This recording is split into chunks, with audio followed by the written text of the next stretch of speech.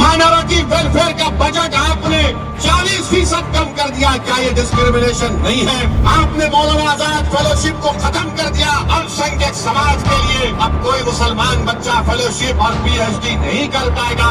क्या ये डिस्क्रिमिनेशन नहीं है? प्रधानमंत्री, डिस्क्रिमिनेशन यही भी है कि आपके 306 एमपी में एक मुसलमान एमपी नहीं। डिस्क्रिमिनेशन ये भी है कि आपके पास एक मुस्लिम मिनिस्टर नहीं। वजीर आजम के आपका दिल्ली के एमपी ने नहीं कहा कि मुसलमानों से कोई खरीदो फरोख्त मत करो। क्या ये डिस्क्रिमिनेशन नहीं है? बताओ प्रधानमंत्री, फिर आपने क्यों कहा ये? हमारे वजीर आजम अमेरिका गए, वजीर आजम अमेरिका गए, हमको उस पर कोई एतराज नहीं है। हम भी चाहते हैं कि भारत, इंडिया और यूएसए के ताल्लुकात और अच्छे हों। अब तो हम स्ट्रेटेजिक पार्टनर हैं। अब तो हम एग्रीमेंट्स में शेयर्ड वैल्यूज का जिक्र करते हैं।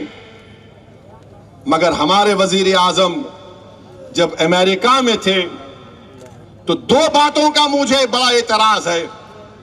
उमूमन अगर कोई मुल्क का वजीर आजम फॉरेन टूर पर जाता है, उस पर तबसरा करना ठीक नहीं है। मगर वजीर आजम प्रधानमंत्री मोदी, मैं मजबूर हूं आपकी बात को यहां पर रखने के लिए। एक ये कि नरेंद्र मोदी ने पहली प्रेस कॉन्फ्रेंस 9 साल में मीडिया के सामने आकर की। 9 साल में कोई मीडिया उनसे सवाल नहीं कर सकता था, कोई मीडिया के लोग नहीं। हां, वो एक सिलेक्टेड मीडिया का ग्रुप है। जैसा एक इंटरव्यू लेने वाले पूछा, मोदी जी आपको आम पसंद है? काटने के पसंद है या चूसने के पसंद है?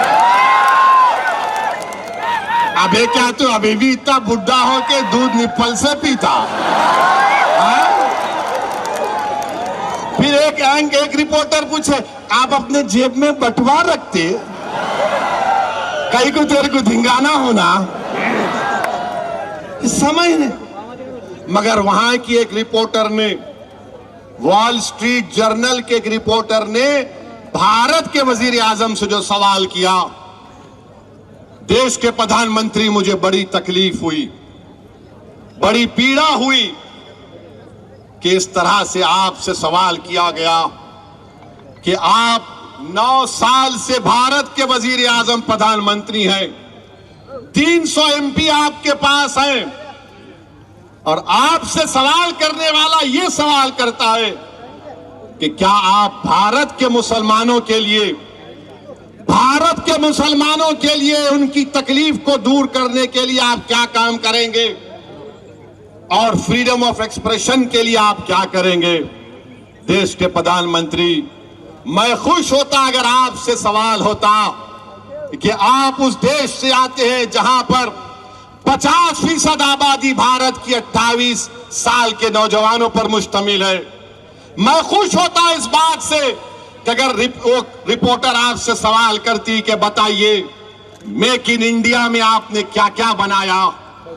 मैं खुश होता अगर रिपोर्टर आपसे पूछती कि क्या आपने 5 ट्रिलियन इकोनॉमी के उस टारगेट को हासिल कर लिया। मैं खुश होता अगर उस फॉरेन रिपोर्टर आपसे बोलती कि भारत में इन्फ्लेशन कम करने के लिए आपने क्या किया। मैं खुश होता अगर रिपोर्टर आपसे पूछती कि पूरी दुनिया में सबसे ज्यादा बेरोजगार अगर नौजवान है तो भारत में उसकी बेरोजगारी के लिए आप क्या किए। मगर उस रिपोर्टर ने 9 साल के वजीर आजम, 300 एमपी रखने वाले वजीर आजम से पूछा, मुसलमानों की तकलीफ को दूर करने के लिए आप क्या कर रहे हैं, फ्रीडम ऑफ एक्सप्रेशन के लिए क्या कर रहे हैं। तो हमारे वजीर आजम ने कह दिया कि हमारे डीएनए में डेमोक्रेसी है, डिस्क्रिमिनेशन नहीं है। प्रधानमंत्री, सच्चाई को मैं अब बयान कर रहा हूं। क्या मणिपुर में 300 चर्चिस को जला दिया गया, क्या वो डिस्क्रिमिनेशन नहीं है? 300 चर्चिस मणिपुर में जला दिए गए।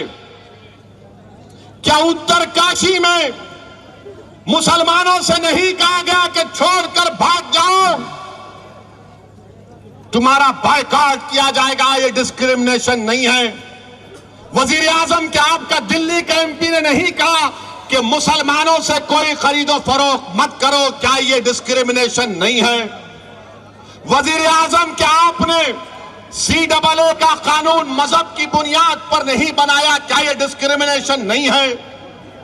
माइनॉरिटी वेलफेयर का बजट आपने 40% कम कर दिया, क्या ये डिस्क्रिमिनेशन नहीं है? आपने मौलाना आजाद फेलोशिप को खत्म कर दिया अल्पसंख्यक समाज के लिए। अब कोई मुसलमान बच्चा फेलोशिप और PhD नहीं कर पाएगा, क्या यह डिस्क्रिमिनेशन नहीं है? प्रधानमंत्री, डिस्क्रिमिनेशन यही भी है कि आपके 306 MP में एक मुसलमान MP नहीं। डिस्क्रिमिनेशन यह भी है कि आपके पास एक मुस्लिम मिनिस्टर नहीं।